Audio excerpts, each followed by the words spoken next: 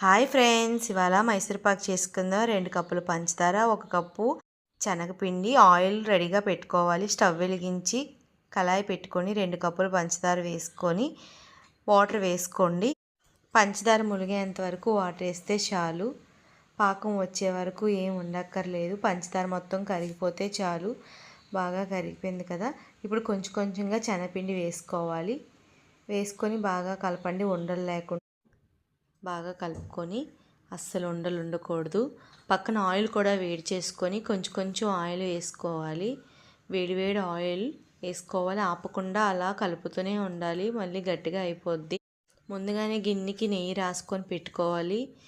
మైసూర్పాకు అయిపోయింది చూడండి. ఇప్పుడు ఆ గిన్నెలోకి మొత్తం వేసుకొని బాగా కలుపుకొని కొంచెం వేడిగా ఉన్నప్పుడే ముక్కల్లా కట్ చేసుకోవాలి. Tasty tasty Mysore pak ready. మా వీడియోస్ మీకు నచ్చితే లైక్ చేయండి, షేర్ చేయండి, సబ్స్క్రైబ్ చేసుకోండి. Thank you for watching this video.